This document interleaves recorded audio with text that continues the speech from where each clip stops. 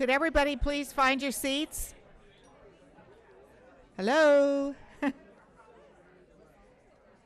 We have a big, full program, so I'd like everybody to please settle down.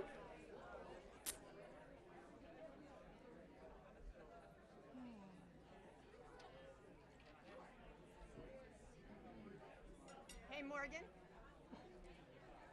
So you're If I get to the place where I say, when I'm referring to this, if people don't have it, they can raise their hand. Yeah.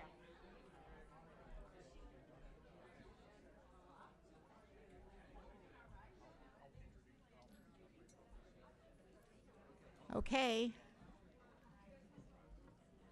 Find a good seat.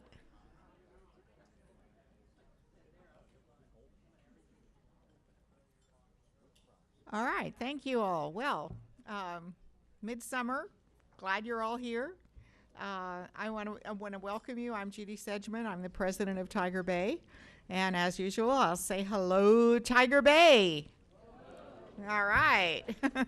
Before we get started on today's program, let's join in the Pledge of Allegiance, please. I pledge allegiance to the flag of the United States of America and to the republic for which it stands, one nation, under God, indivisible, with liberty and justice for all. Thank you very much. So I have a confession to make before we start today's program. This is very near and dear to my heart because I am completing my second term on the Realize Braden Board, and I am the chairman of the Realize Braden Board, and a number of our board members, if you want to just wave, are here. And so as president of Tiger Bay, I just didn't want you to think that I was unaware that this could look like a conflict of interest. But to me it isn't, because we're all in this together to try to improve and generate an increasingly wonderful place to live, love, work, and learn. And I am very thrilled that today we're going to be able to talk about the incredible opportunity to have a unique, special aspect of our city, the Village of the Arts, come to life as both a delightful attraction for people, a wonderful place to live, and an economic driver for our community. So the right group to talk about it is here. And I also wanted to call your attention to the fact there's a great article in today's Braden Herald, Creating Community is a Work in Progress. And it makes reference to another event in which Realize Braden has a role, which is the creation of public innovators through the Harwood Foundation. And so we're very excited about that, and that's you can read all about it in the Braden Herald. I don't want to take your time with it now, but we have so much going on in this community, and it's honestly it's really thrilling to live here, which it didn't necessarily used to be. For us old timers, it was nice living here, but it wasn't thrilling. You know, it was a nice place to live. It's always been a nice place to live. It was a sleepy, quiet town. And now it's vibrant, it's exciting, it's dynamic, it's ever-changing, things are happening, and I think you'll just be astonished at what you hear today about what's happening with the village. So our speakers, there are 4 speakers, they will be timed, so we'll have plenty of time for questions. I hope you all have good questions, and we'll get to that at the end, but we're going to hear from Carrie Ward, who is a member of the Downtown Development Authority, and who is on the Village of the Arts team as well. From Patrick Ruff, our city councilman for that area, who is probably one of the major driving forces behind the entire Village of the Arts project from day one. From Amara Nash, who is the president of the Artists Guild in the Village of the Arts and a leader in that community and a wonderful voice for the hope for the future. And Johnette Isham, our tireless executive director of Realize Bradenton, who really needs no introduction whatsoever, but and Johnette will wind up with sharing you some of the ideas that are behind the value and purpose of this kind of work. So we're going to just let them talk in order. I'm going to time them, and we'll start with Carrie. Ready, begin. Thank you, Judy. I appreciate it. As Judy said today, what we're going to try to do is tell you a little bit about our progress in the efforts that we have in the Village of the Arts. We're going to talk a little bit about the urban core and how important that is to not only Braden but to the region. You're going to learn a little bit about the Artist Guild, which makes up the Village of the Arts, as well as hearing the nuts and bolts of this Tapestry project that came out of the Plan to Act plan. So the DDA, who started this whole process, the Downtown Development Authority, its focus is to create signature public spaces like the Riverwalk, improving pedestrian mobility, forging public-private partnerships to attract quality real estate development, and promoting and branding the downtown Bradenton through organizations like Realize Bradenton. Many of you know that we started the Riverwalk process about 10 years ago, and it takes that long to conceptualize, design, and seek the funding or find the funding for something like the Riverwalk. But the DDA feels that that's probably our greatest success to date, and it's exceeded our expectations. The 14th Street CRA houses the Village of the Arts, and the DDA oversees that community reinvestment area.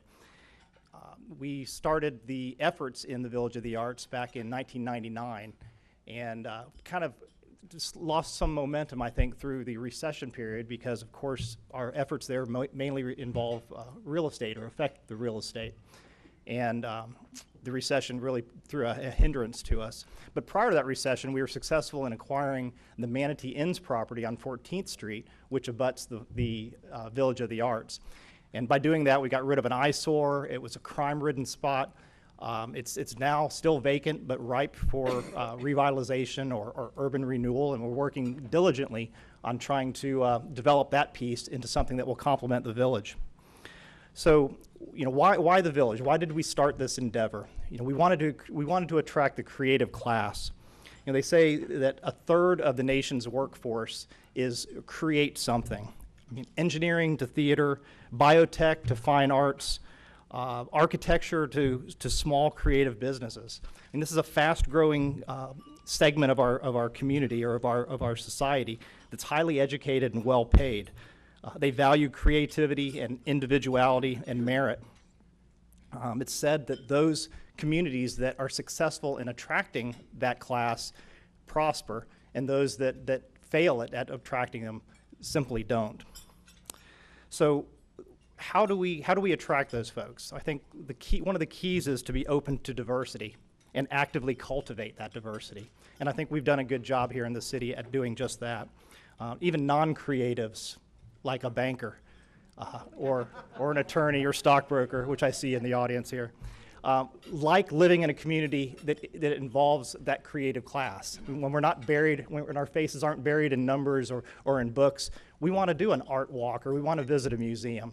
So attracting that segment of our society is really important to Braden and to the success of this project. But with that, we've got a lot to cover. I'm going to introduce Patrick Roth, Councilman Roth, and he's going to talk a little bit about the urban core.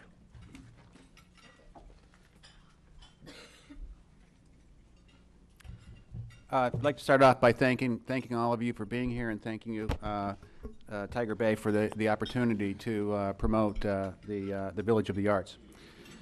Why the Village of the Arts is important to downtown and the city of Braden? 2 reasons. 1, a chain is only as strong as its weakest link. And 2, you never get a second chance to make a first impression. Before politics, as a neighborhood guy and an artist friend of the village, I had always said that the village, 14th Street, Tamiami Trail, were joined at the hip and had a united future. Anyone remember Bill Thoreau?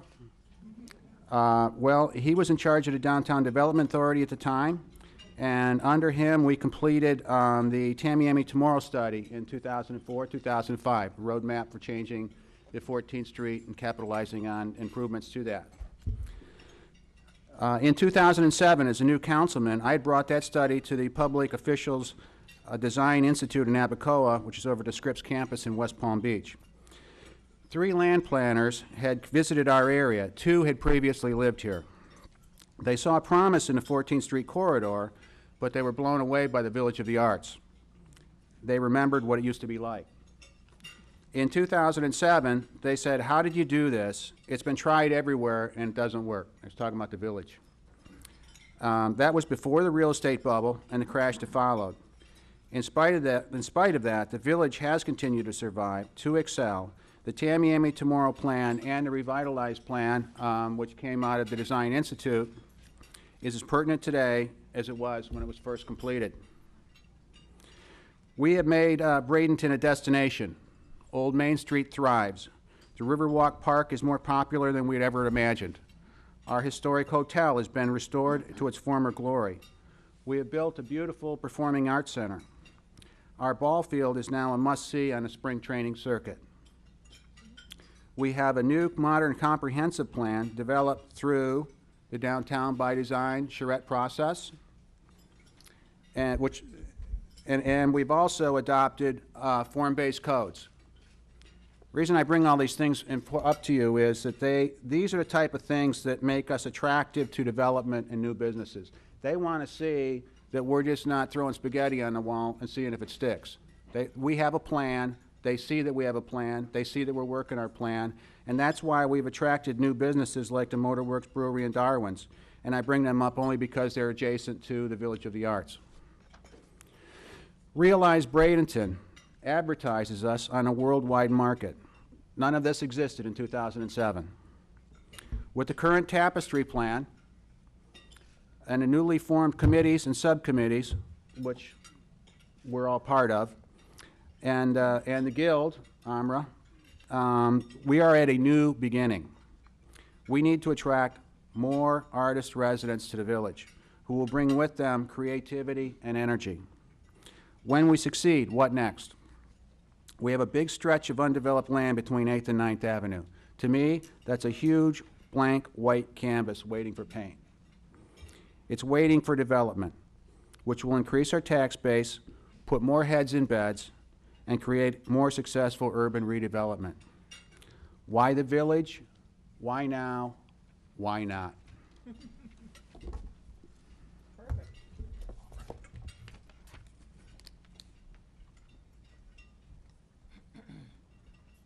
Hello, excuse me. I'm Amara Nash and the current president of the Artists Guild of Manatee County, and I was asked to talk a little bit about the history of the Village of the Arts. So those of you that have been in Bradenton a while might remember that area as a neighborhood in need of a little bit of redevelopment. And the city was looking for ways to do that. Simultaneously, there was a growing number of artists in the area that were eager to have the opportunity to have affordable living places and to have the opportunity to make and sell their artwork out of their residential homes. So a great partnership and idea were born. The overlay district, which gives the Village of the Arts the ability to have commercial and residential simultaneously, was signed in 1995.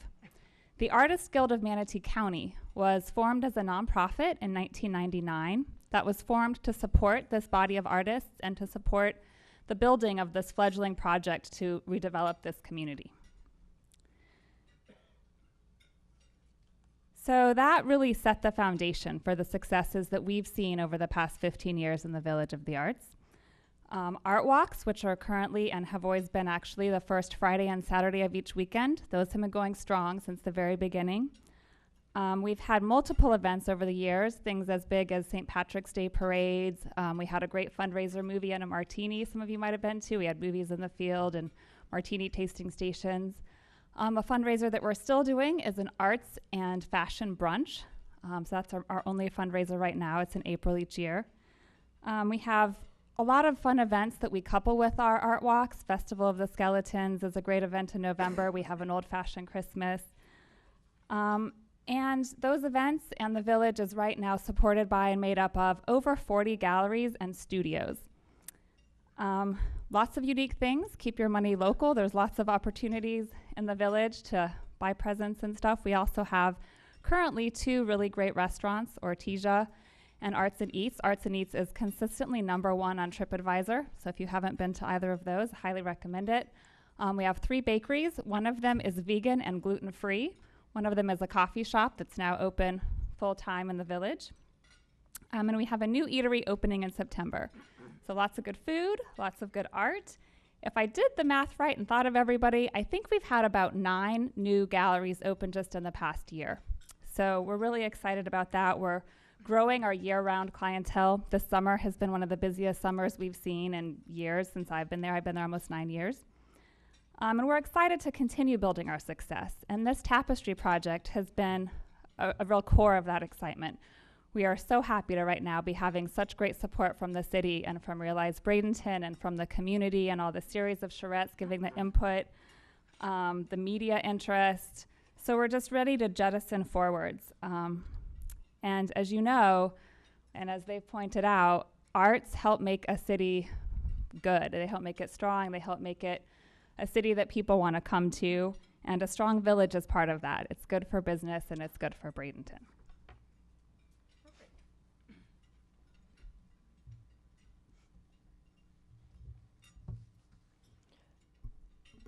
Summing up, I will be emphasizing some of the points from our other panelists. So I'm going to give you an overview of the Tapestry Plan to Act project and how it developed, and as well as show you a little bit of how it's structured.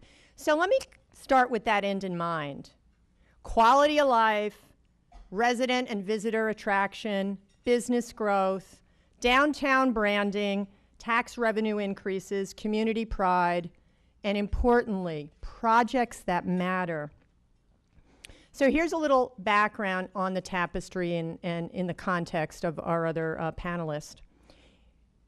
The intent of both the physical master plan, Downtown by Design from 2008, Downtown Development Authority in the City of Bradenton, 2008, and the cultural master plan, Realize Bradenton, 2009, was to use citizen-driven processes, and I'm going to quote, to enhance the riverfront downtown area as a beautiful, livable, walkable, higher density, mixed-use place that's an asset to the entire community and region.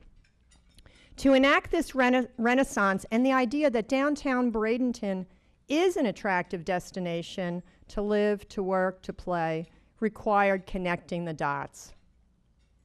From the Riverwalk to historic Maine to the Village of the Arts District and McKechnie Field was joined with an amplification of our unique cultural assets. They are part of this growing renaissance. Arts Center Manatee, South Florida Museum, the new Manatee Performing Arts Center, Manatee Village Historical Park, and the shops, the galleries, and the restaurants of the Village of the Arts. So as we all saw that successful opening of the Riverwalk in the fall of 2012, our north anchor was secured. Improvements around Main Street and the opening of the historic Hampton Inn continued that progress. But the remaining part of the equation is that work-live district, that overlay district, Village of the Arts, the southern boundary of downtown.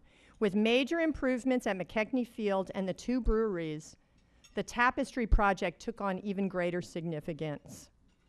With the belief that the Village of the Arts, and taking it to its next level of awesome, will be as catalytic as the Riverwalk, Realize Bradenton presented a proposal and worked with the Downtown Development Authority and the Artists Guild 2 summers ago. This has been going on for 2 summers.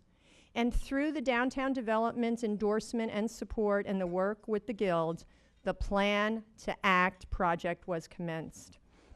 So many of you know Realize Bradenton because of the 75 events. You know us because of our strategic marketing. But the really important last third of our work is citizen and public engagement. And it was through that umbrella that we facilitated the Tapestry project using an asset base. We didn't say what's wrong, what's broken, what do we got to fix. We said, what's working? What can we build on? What can we cherish? And that asset-based approach put together placemaking and community building. And community building is the social and organizational relationships that are located in a particular place. And it is through these relationships that are reflected, celebrated, energized, and often activated by people's collective efforts to improve the quality of the places they share, they live in, they work in, they play in. In fact, you know, I've moved to downtown Bradenton recently. I'm so excited. So to that end, Placemaking and community building of the past 2 years of everybody working together had 4 components. The first was engagement, building connections, partnerships, and social capital. Second, the vision, evolving a practical vision for the next evolution of that work-live district. Third, design, identifying and developing a plan for transformational projects. And Patrick held this book up. I hope you all see it. It's on your table. And fourthly, act. We're in the act stage now, and we need all your help. Because acting, we are completing the Tapestry ideas and projects and thoughts. So in partnership with the City of Bradenton, and I want to give a shout out to Tim Polk and Brady there and Mayor Poston, and we've got Councilman Gene here, Gene Brown. See, I get so nervous when I talk. But with everyone working together, elected officials, civic leaders, we engage the analytic and creative talents of USF Graduate School of Architecture and New College, their urban sociology area, to work with village residents and businesses. So why is this work important? You guys should be so proud of what we're doing. Mayor Poston, you're proud, aren't you? Okay. Because pioneering work is only possible when multiple groups work together, and many of you are represented in this room. In retrospect, the progress that we have collectively made in downtown Bradenton reminds us what a special community we live and work in. The foundations of this progress is based on important research called Soul of the Community. This 3-year research project from 2008 to 2011 was conducted. It was a $2 million project by the Gallup polling organization and the Knight community. And you know what it demonstrated? This is so cool. It demonstrated that the love for a community, the soulful attachment of people, relates to increasing the gross domestic product. So residents who are attached to their community, they stay in their community, they brag about their community, they shop in their community, they eat local, they enjoy its cultural and physical assets. This attachment to community triggers civic pride and in turn enhances quality of life and economic development. You know, that soul of the community, and I'm sure many of you were interviewed or surveyed, interviewed 43 people in 26 communities, including Bradenton. And the 3 factors they found that drive community engagement are the foundations of the Tapestry project. And downtown Bradenton in general. Cultural and entertainment venues are really important. Openness, in other words, how friendly a city is. Third, physical beauty in public spaces. And the Soul Report section to Bradenton said something really important I want you all to remember. Community leaders are positioned well to use residents' attachment to Bradenton aesthetics, including the city's natural beauty, its culture, as a differentiator between it and other communities. So these findings have guided our work in the Plan to Act Tapestry project. So let me briefly explain the Tapestry project. If you don't have one of these or these, raise your hand. You know what Aristotle said? Aristotle said many years ago that the mind does not think without an image. So we came up with this clever visual that's supported by multiple pages of Excel sheets. And it's divided into 7 themes, which are blue, and then time frames, short term, midterm, long term. And those 7 themes that you're going to find in greater detail in our task force progress report to you: water, nature, green streets, connectivity, design, activate space, the corridor of 9th and 14th, coordinate and investigate. With that, I just want to remind you, as everyone is saying, shop, eat, invest local. Every $100 you spend at a local business, almost $70 remain in our community. That's very different than the $43 if you shop at a franchise, and I won't mention any. But I want you to shop, eat, buy local. I want to tell you, and I'm just going to challenge you to do this in the next 6 months. I engaged Laura, our mystic. Where is she? Our massage. I paid her to come to my staff and give them all massages during a staff meeting. How cool is that, Phil? It's wonderful. She's right over there. You can do that. My jewelry. Heart's Desire, Vicky Rollo. I got a lot of great art at the Village. Is this cool? And Joan Peters is from Paris. We've got great stuff at Divine Excess. I can't remember his name who does these. Who does these? He makes those sculptures. Oh. Yeah. He's really, really good. You have to go see him. I was in his shop at the Village Art Walk just this last Friday. Look, how cute is this, right? So, Bradenton is a unique place to live, work, and play. Jeff and I had dinner at Arts and Eats on Friday. We do the Village Walk as often as we can. It takes a village to make a village, and the Tapestry Task Force, chaired by DDA's Carrie Ward and banker. I see your picture all the time in the newspaper now. Patrick, Amra, and I, Tim Polk's on it, Claude Tankersley, head of Public Works, and Dave Gustafson. So we are excited, but most of all, what you need to do now is support the village. And I know Amra's going to talk about that, and she's got a handout for you. Take my little man. Oops. Now you see why we left the bulk of the time for this dynamic individual, which I'm blessed to be able to work with. I thought we would tell you a little bit about how this task force works, and then we'll kind of do a quick round robin, just closing up a few things before we go to questions.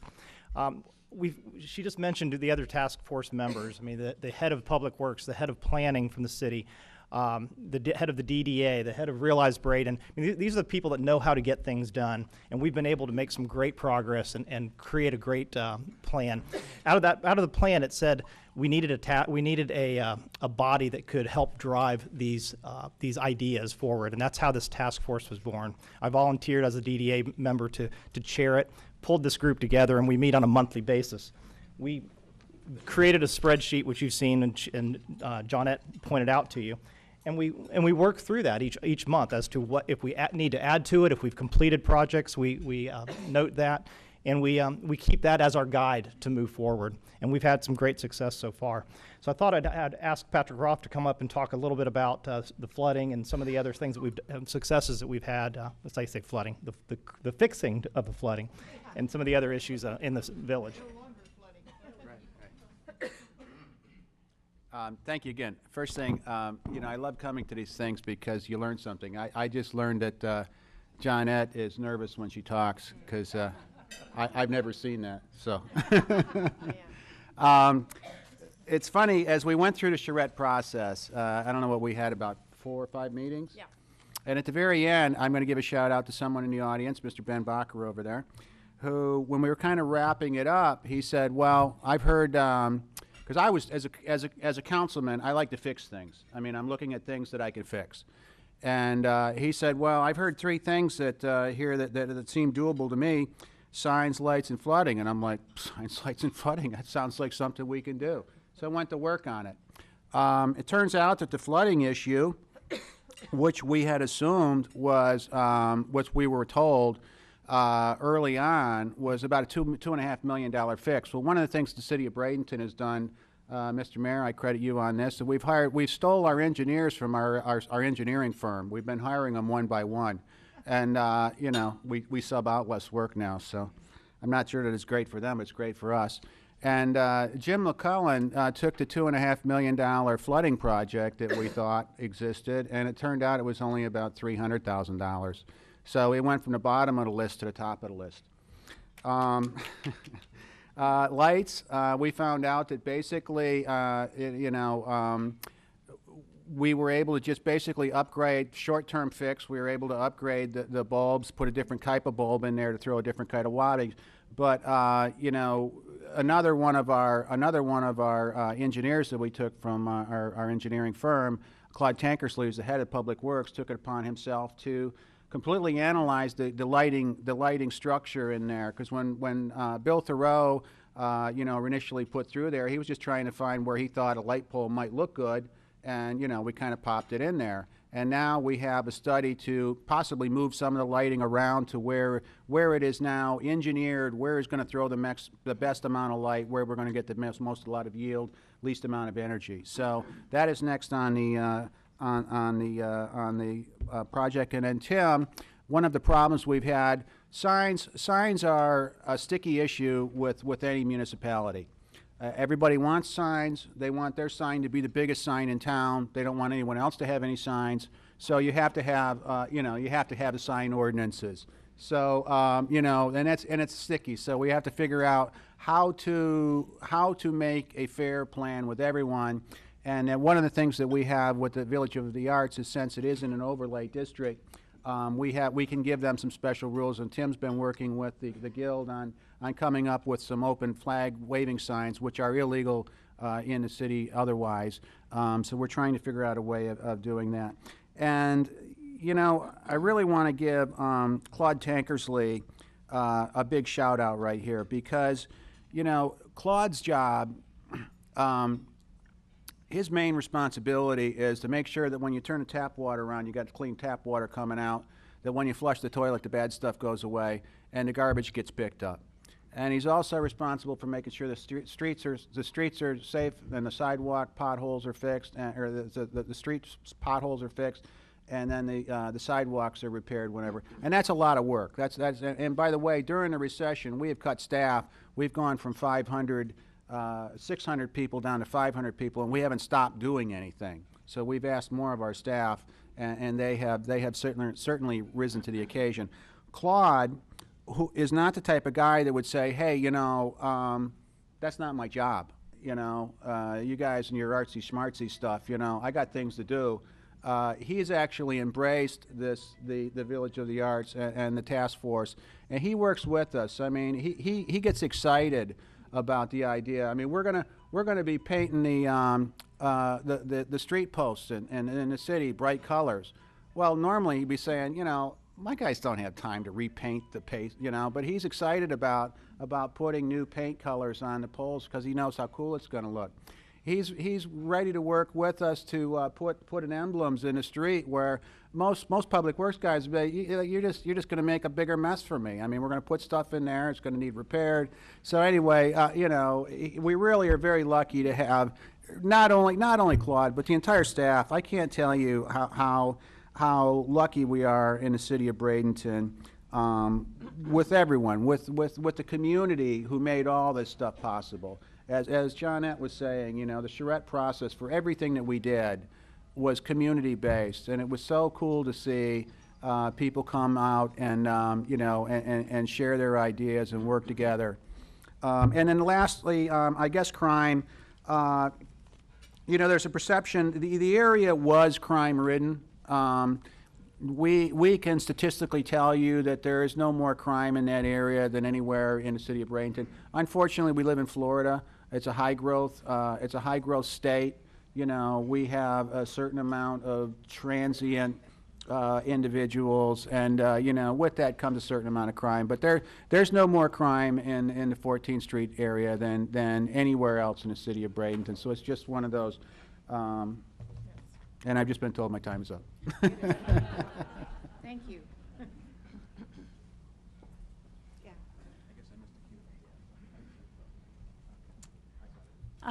I was asked to talk about a couple of the things from the spreadsheet that the village has been doing. One is we've been going through a major rebranding effort. So we have a brand new logo you might have seen around. We have a color palette, so we're trying to make things more consistent with everything that goes out. We're working on trying to find some support so we can redo our website. So all that's really exciting for us. We also have created committees. We've realized that the board and the members didn't have enough structure to really carry through our side of the responsibility for this. So we have an events committee that's going to be continuing work with Art Walks, but exploring pop-up events and use of spaces in the neighborhood in different ways than we have before. We have a PR committee. We have a business development committee that's going to try to work with getting more businesses in the village and supporting the businesses that are there in positive ways so we can all be successful together. So those are just a couple of things we're working on, and to give you a little sense of just the scope of things that we're trying to accomplish with this plan. I've been asked to speak of one element of the Tapestry program that I'm really excited about. It's not too sexy, though, but it's important, and it's called capacity building. Realize Bradenton, on behalf of the Village of the Arts and with the Village of the Arts, submitted a grant to the Manatee Community Foundation, and it was funded for $5,000. And you have to remember, all the great leaders in the Village of the Arts, they're also shop owners, restaurant owners, and they do other things, and they're part of a volunteer board. Well, it's really, running a nonprofit is an art and a science. And so what we were able to do is get $5,000 from the Community Foundation to hire two nationally known consultants to do board development and governance. Now, governance, again, is not that exciting, but it's the stuff that is now allowing the Village of the Arts and their board to work more efficiently and effectively. So Ann McCardle worked on, maybe with you, on 12 policies, redoing the strategic plan, looking at the articles of incorporation, the document destruction policies, conflict of interest, all that stuff. But the whole point of that is to get the Village of the Arts, Artist Guild nonprofit, to be ready to apply for grants, particularly in the Giving Partner Challenge that you're all familiar with, and anything through the foundations. You need to have a profile on the Giving Partner page. So they are now ready. The other part of that grant was to provide a communication team building person, Larry Face, that worked on those softer skills that organizations and nonprofits need to be effective. So we're really pleased that this has been a long process. It's not a lot of fun, but so, so important. And I really have to congratulate Amra for her leadership, working with the village board members and the whole village team. So great job. Are you going to tell them about that? Oh. Yeah, you didn't tell them about that.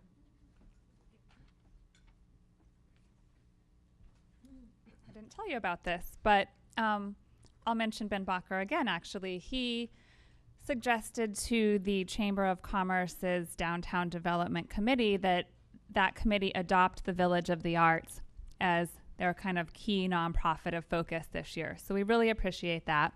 And in that process, we came up with these, which are kind of a nice, quick list of ways that you can support the village. Everything from coming to an art walk to having the restaurants cater your event to supporting us fiscally kind of across the board. So if you'd like to take one of these and see if there might be a way that suits your lifestyle to support the village, we sure would appreciate it.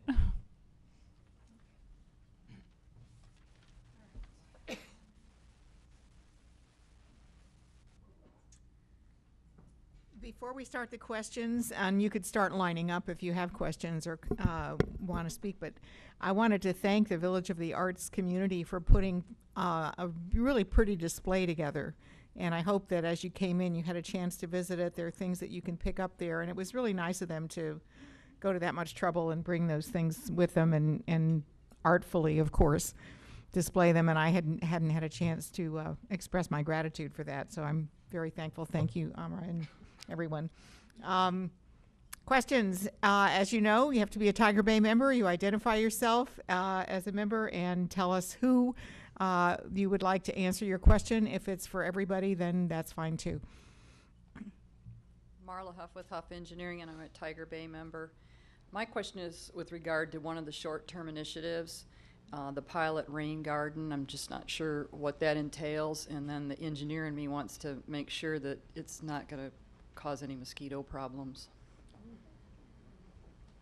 Go ahead if you want. I endured 2 hours of a Swift Mud webinar on Monday to learn more about getting these rain gardens funded. And really, the nature of the rain garden would be for residents and businesses to learn how to properly do a rain garden on their lot, to collect rainwater. You know, the city is really making an investment in the streets and water management. So these would be beautiful rain gardens with all the right gravel and everything else. So we need to talk a little. The grant is due in the fall, and it takes a year to process. So the rain gardens would only happen with the right engineering expertise and the right materials and the right plants. So it's at its beginning stage. And I'll add to that. I think what our thought was that we would learn the expertise or find the expertise on how to do that. The individual owner would actually do it on their property. We'd hopefully maybe find some grants to be able to help financially with that process, but it's more of the leading the way, if you will, to show them. But we wouldn't be using city money to do that, and it would be either grant money and or the individual.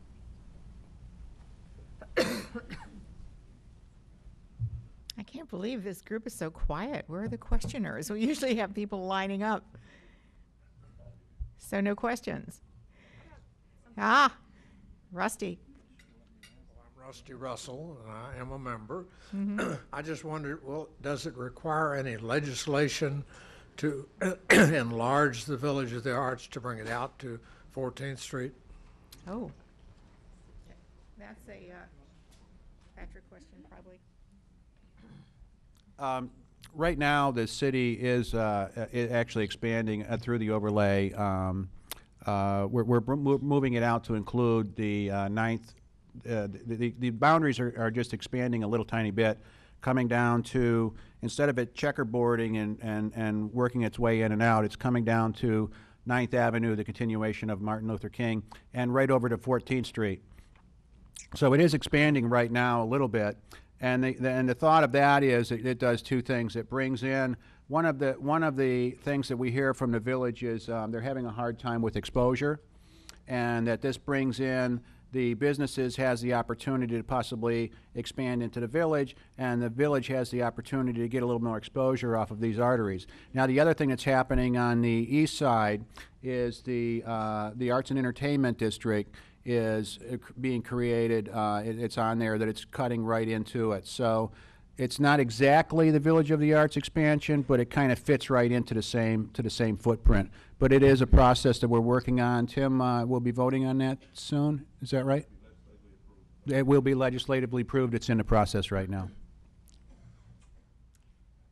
Okay, before Misty asks a question, there's a spiral-bound book on everyone's table. I see some of you looking at it. That is a beautiful display of the imaginative ideas that are being considered for the Village of the Arts. We don't have very many of these left. As you can tell, that was not a cheap product.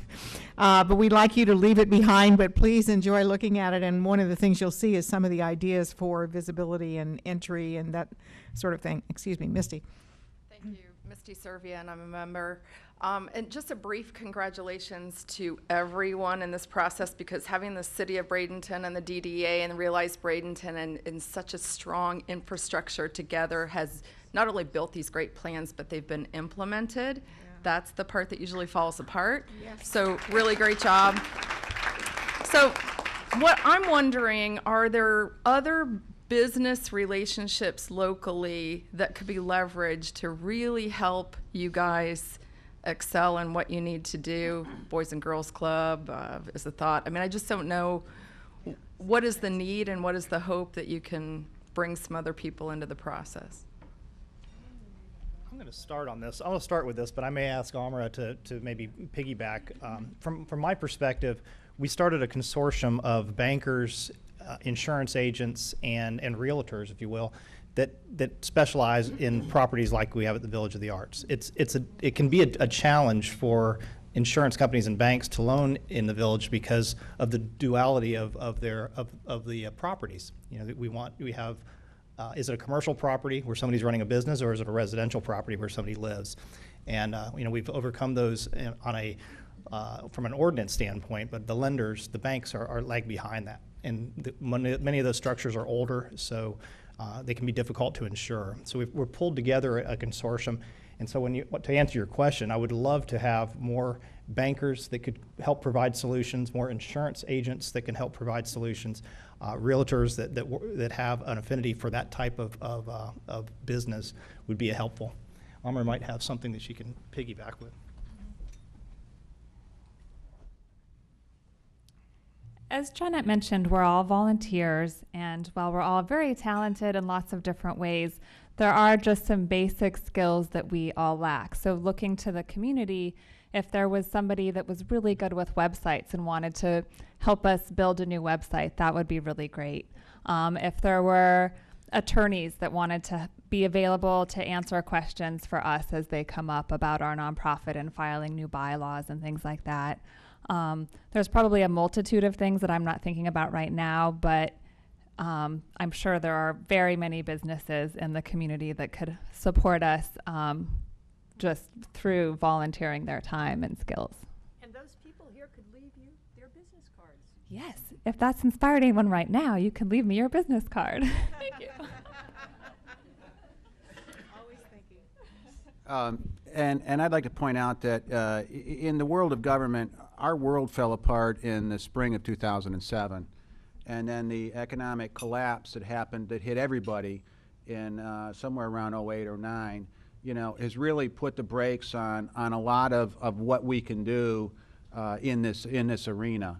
And we are, and I watch this daily. I watch at what point of an economic recovery are we? Everyone will debate. You know, it's this, that, or the other thing. In my opinion, we are in full recovery. I believe the city of Bradenton is as well placed as anywhere in the United States, probably as anywhere in the world for that recovery. So we're just now coming out of this with a plan. And I expect that I welcome any and all businesses to come knocking, call us up, contact us. Yeah, do we want to partner with people? You bet. That's why we put all this money into this. We were gambling on the future. The future is here, and I think we want to partner with anyone who's got an idea.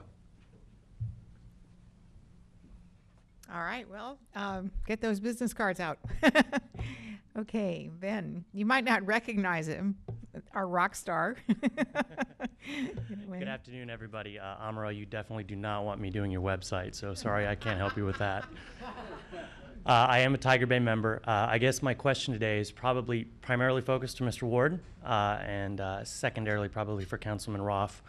As chairman of the Manatee Young Professionals with the Manatee Chamber of Commerce, once a year we hold an event that's called Breakfast with the Chairman, where myself and Ray Dowling, the chairman of the Manatee Chamber, get together for about an hour and a half in the morning with all of our young professional base, or those who show up. We had about 40 people show up this year, about the same last year.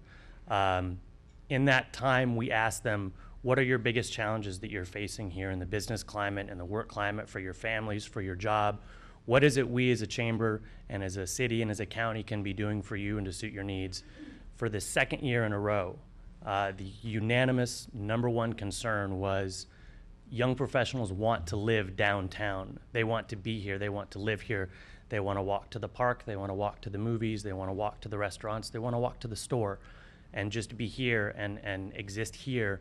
However, we can all agree that there's a lack of affordable housing. It's either financially out of reach or needs a lot of work to get there. Can you tell me what plans we have maybe penciled into the future for this Tapestry and plan to act for working, especially in Village of the Arts, some affordable housing, not just for artists, but for young professionals, because Village of the Arts is part of the downtown area, and I know it's our great desire to make those two connect and actually become one area. So if you can let us know what your plans are. Thanks, Ben. I can start with that. I think the village is kind of going through an urban renewal itself. There are properties that fell into foreclosure that are quite dilapidated and probably will not survive, if you will. So I think as those properties are turned over, they'll create opportunities for new housing to go in there. I know there's a project on the table that is possibly going to build some affordable type housing within the village. There's a developer that's working hard towards that.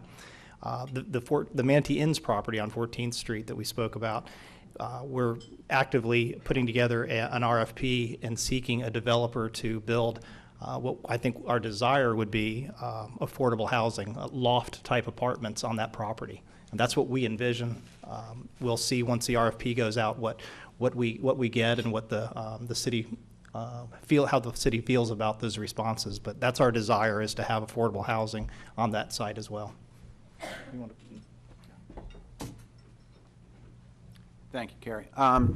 Yeah, and I'd like to point out that also being constructed rather quickly right now down on the park from the Riverwalk Partners is an apartment building.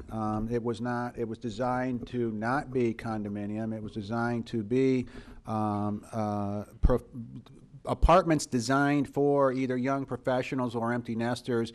And from what I understand, it is designed to be priced in an affordable market. It's not priced for luxury, high-end, waterfront. So that's just an example of, and I expect to see many, many more of these. As you know, as the economy collapsed, the banks, froze their lending. The developers basically tried to zero in on what was going to be the new market, and what is the new market right now? And I study this all the time. Is the two biggest groups in America right now are the millennials and the baby boomers. I happen to be a boomer, and I have a daughter who's a millennial. And jointly, we're talking about the two largest individual groups, in the country, who have the exact same wishes in life. The young people are not. I want a house with a big yard and a white picket fence and a tree. They want a downtown apartment. The empty nesters who are right now trying to sell their home in Maine and Michigan and Ohio because the winters up there are getting worse in spite of the global warming, they're coming down here, and guess what they want? They want a nice little condominium in a nice little location where they can just flip the key, tell security they're going to be gone for 3 months. So the market is going to take care of itself. The market will always tell us what we're going to have. Right now, the market is saying what you want. I think you would agree, right, Ron? Absolutely, straight from the builder's mouth. Okay. Bill. Okay, I'm Bill Webster, and I'm a Tiger Bay member. During the last Art Slam, we had some public transportation that connected the Old Main and riverfront activity areas with the village with trolleys. And I just wondered what was learned from that and what's envisioned going forward, whether it's as simple as tile arrows on the sidewalk to more frequently scheduled public connections to the Riverwalk in downtown, to the Village of the Arts, to make that connection a lot stronger. Realize Bradenton has taken the lead with the DDA in the city to look at multimodal opportunities, and that has been both the trolleys and the pedicabs. And what we learned was trolleys are really expensive for events, really expensive. And a few of us went to those MCAT charrettes during the visioning, trying to entice them to create a loop. I'm looking at you, Betsy. And to share it with Lakewood Ranch and a few other communities, so at high event times, we could have a trolley like Siesta Key. I still think it's viable. I don't think they were really into it, but those trolleys cost like $3,000 every time we have an event. What we found, actually, what we learned is they're great. They take volunteers. We had tour guides on them. They were really fun. And we found that pedicabs, people love the pedicabs. And the pedicabs make money off of tips. And I know that I have talked with Tim Polk and Claude Tankersley, who I think, working with the police chief, perhaps thinking about, is it called a slow-moving ordinance? Yes, so these pedicabs are so much fun. I know people who have ridden in them. And so you're going to see, I think, more pedicabs. So we're looking for the pedicab company is going to give us some potential routes, and the city has some thinking to do about public safety and urban planning and DOT issues. But they're great. I wish maybe maybe in a few years, MCAD will be enlightened about downtown Bradenton. So until then, we do it as we can get a sponsor for a trolley. So I don't know. But they were really fun, weren't they? Yeah. Yeah, but please come up. No, come up to the microphone because this is unfortunately televised. It's very fortunate that it's televised, but it means you have to be a politician, Wayne. I'm sorry. I sort of understand. Yeah. Wayne Poston, the mayor of the city of Bradenton. We've worked with the county. The county didn't have the wherewithal immediately to give us an answer on the trolley, but I said we just need some help on this. You have some expertise we don't have. They have developed routes for us, so we have those. We're looking at those, trying to figure out, as Johnette says, the costs on that. We're looking at a variety of things. The pedicab worked. People liked the bigger trolleys, but they were a little too big for our events. We were talking with some people in Siesta and some people on Anna Maria, both of whom are using the larger golf carts, and they're putting people around. They're working only for tips. They're working pretty well. So the county has given us some help on that. Okay, I'm sorry. Thank you very much. Okay, well, I don't see any more questioners. We've used up our time. I want to thank our panel very much. I found this to be, and I'm involved in this, and I found it very enlightening, and I really appreciate all of you. I appreciate all of you coming out. It's a beautiful day. I hope you enjoy it. And next month, some people call the silly season starts, but we call it keeping yourself well educated as a voter. So we'll begin our process of bringing you political candidates. So we'll see you in September. Have a wonderful day, a wonderful month. Thank you all.